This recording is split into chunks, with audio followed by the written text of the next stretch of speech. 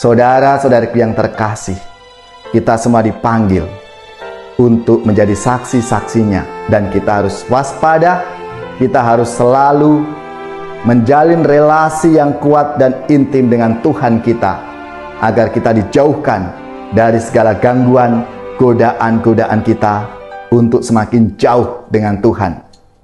Marilah kita mohon rahmat-Nya, supaya di hari-hari yang suci ini, saudari-saudaraku yang terkasih, berjumpa kembali bersama saya, Inspirasiku di Antara.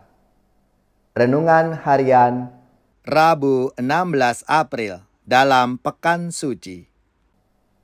Semoga kita bersama keluarga, komunitas kita, selalu dalam keadaan baik, tetap sehat, dan bersemangat.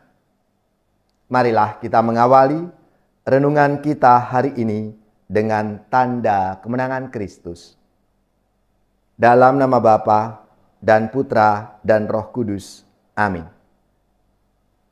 Allah Bapa yang Maha Kasih, Engkau menghendaki Putramu Yesus Kristus, hamba Yahweh yang menderita, mengalami derita demi kami, sehingga kami Engkau bebaskan dari kuasa kejahatan. Semoga kami para murid-Mu dapat belajar kesetiaan yang sama seperti Yesus hamba Yahweh yang setia dan taat kepadamu. Sebab Engkaulah Tuhan pengantara kami, yang bersama dengan Dikau dalam persatuan Roh Kudus, hidup dan berkuasa, Allah sepanjang segala masa. Amin. Dalam nama Bapa dan Putra dan Roh Kudus. Amin. Inspirasi kita hari ini dari Injil Suci menurut Matius, bab 26 ayat 14 sampai 25. Marilah kita siapkan kitab suci kita masing-masing. Kita akan membaca bersama-sama lalu merenungkannya. Sekali peristiwa, pergilah seorang dari ke-12 murid itu yang bernama Yudas Iskariot kepada imam-imam kepala. Ia berkata, "Apa yang hendak kamu berikan kepadaku, supaya aku menyerahkan dia kepadamu?" Mereka membayar 30 uang perak kepadanya.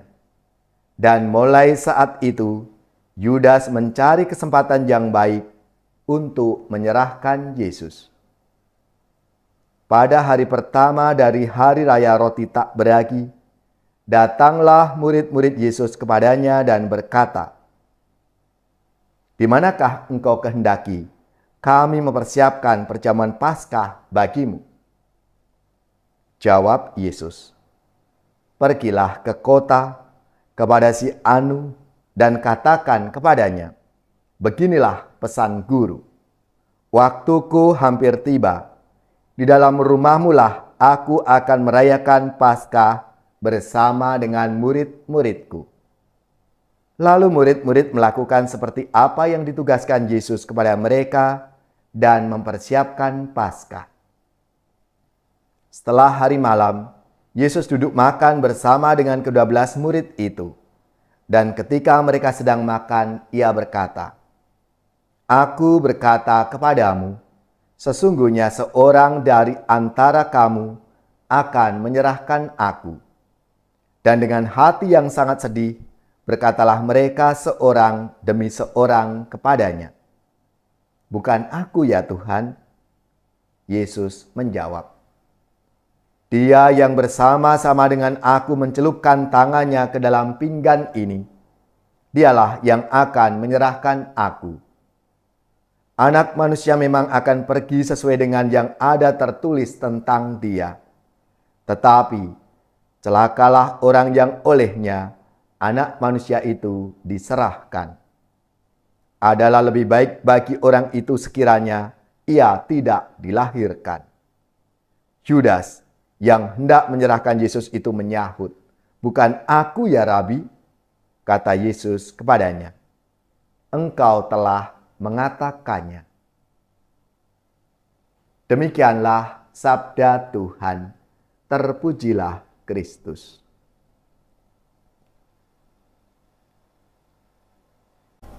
Saudari-saudaraku yang terkasih, dalam sabda Tuhan hari ini tentunya membuat kita terkejut dengan Judas Iskariot. Dan kita bertanya, bagaimana mungkin seorang Rasul Yesus menjadi pengkhianat? Demi 30 uang perak dari imam-imam kepala, Judas mencari kesempatan untuk menyerahkan Yesus. Saat Yesus hendak ditangkap kepada rombongan yang membawa pedang, Yudas memberi tanda, orang yang akan kucium itulah dia, tangkaplah dia. Segera ia maju mendapatkan Yesus dan berkata, salam Rabi, lalu mencium dia. Dan seketika itu juga Yudas sang pengkhianat itu menjadi orang luar, menjadi orang asing di antara para rasul. Saudara-saudaraku yang terkasih, nama Iskariot yang dalam bahasa Aram berarti palsu, dalam bahasa Yunani berarti pembunuh bayaran. Memang setelah penangkapan Yesus itu, Yudas menyesal dan memilih untuk bunuh diri. Saudara-saudariku yang terkasih, dalam Alkitab menyampaikan dua alasan pengkhianatan Yudas. Yang pertama, cinta akan uang, dan yang kedua adalah aksi iblis.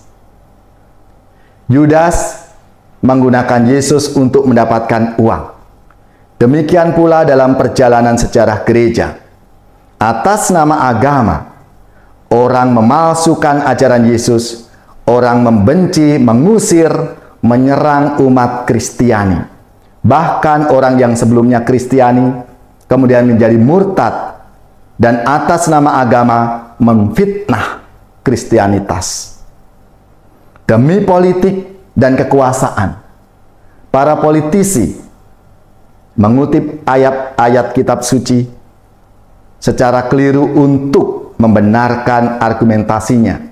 Bahkan hal ini masih terjadi sampai saat ini. Memanipulasi agama demi politik.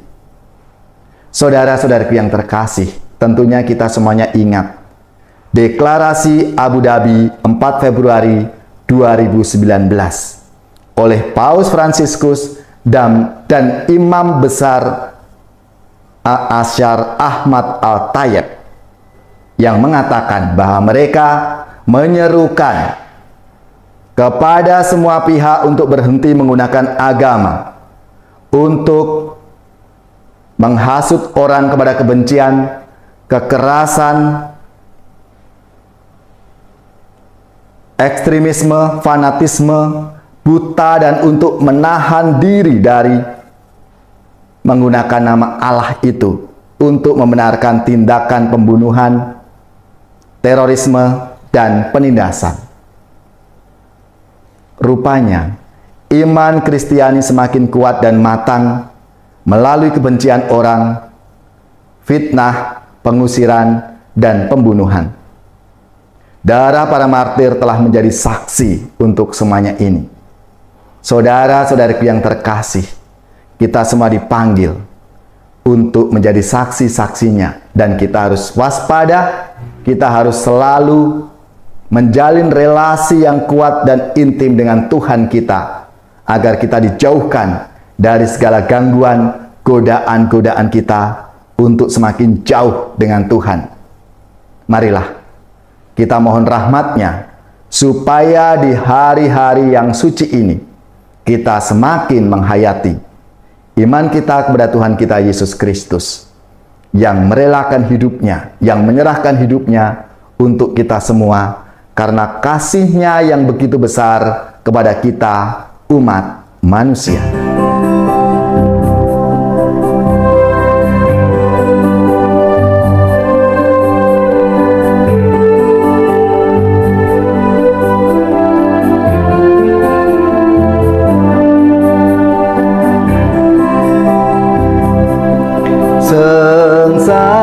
Sengsaramu, oh Yesus,